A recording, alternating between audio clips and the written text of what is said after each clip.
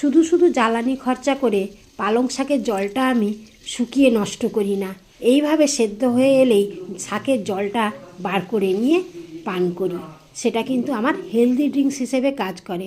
পালং ধুয়ে সামান্য ছোট করে বাটিতে নিয়ে নিলাম। এবার এর সঙ্গে মিশিয়ে নিচ্ছি কিছু সজনে পাতা, এটাও আমি ধুয়ে নিয়ে মিশিয়ে নিলাম।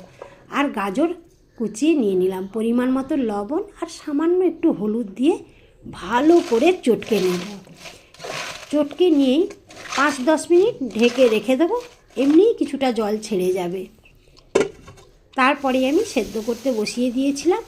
এবার হয়ে গেছে সেদ্ধ, জল ছাড়তে শুরু করেছে পালং থেকে, গাজর থেকে আর সজনে পাতা থেকে।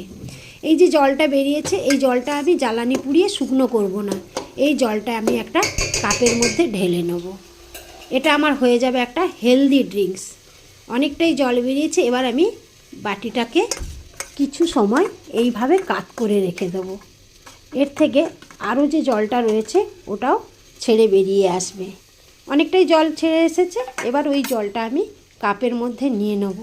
কারণ শুধু শুধু জ্বালানি পুড়িয়ে আমার এই জল শুকনো করার কোনো অর্থই হয় না। আগে যা করেছি ভুল করেছি, এখন আমি এই জলটাই খেয়ে নেব। এই যে আমরা ব্যথা যন্ত্রণা, হাড়ের যন্ত্রণা, পায়ের যন্ত্রণার জন্য কত ক্যালসিয়াম ওষুধ খাই, বা এগুলো তো খেতে হয় খুব বাড়াবাড়ি হলে, কিন্তু এই ধরনের সবজি সেদ্ধ জলটা জ্বালানি পুড়িয়ে শুকনো না করে ফেলে না দিয়ে যদি খেয়ে নিই, আমি তো খেতেই থাকি, আমার কিন্তু অনেকটাই উপকার লাগে।